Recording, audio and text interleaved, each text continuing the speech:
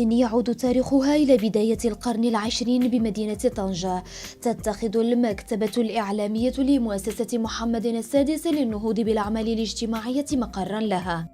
مكتبة تشارك في إعادة تأهيل التراث المعماري للمدينة وتطوير العرض الثقافي والفني على المستوى المحلي، وبقربها من عدة مؤسسات تعليمية وتواجدها بحي شعبي تهدف كذلك إلى أن تصبح مكانا للتنشئة والترابط الاجتماعي.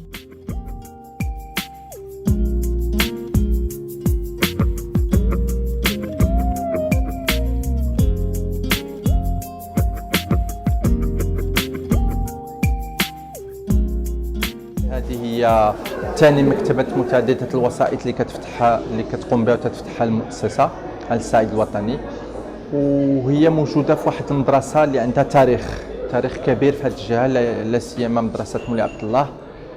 فاليوم كنتمناو نعطيو عيشة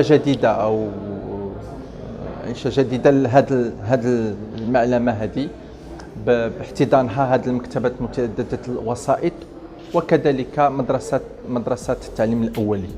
المكتبة الإعلامية التي أنجزت على مساحة تفوق 1000 متر مربع والمكونة من طابقين، تتوفر على فضاء للتكوين به حواسيب مزودة ببرمجية تعليمية تشجع على ولوج المعرفة بأساليب بيداغوجية حديثة، كما تخصص اهتماما لذوي الاحتياجات الخاصة خصوصا ضعاف البصر، حيث تخصص فضاء يضم أزيد من 30,000 كتاب بطريقة برايل.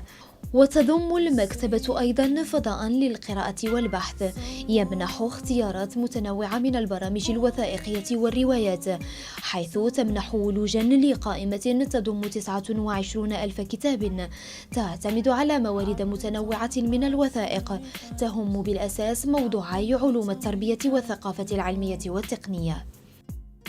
فهذه المكتبة لها عدة فضاءات، فيها فضاءات للأطفال والمراهقين، فيها فضاء اللي عندهم عائق البصر، وفيها فضاء، وهذا الفضاء هو متخصص وعندنا مثله في الرباط وعنده واحد النجاح كبير لهذه الفئة هذه.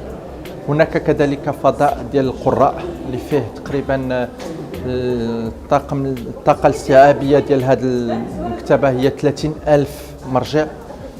عندنا كذلك فضاء اللي هو سيبر اسباس اللي فيه تقريبا 40 ديال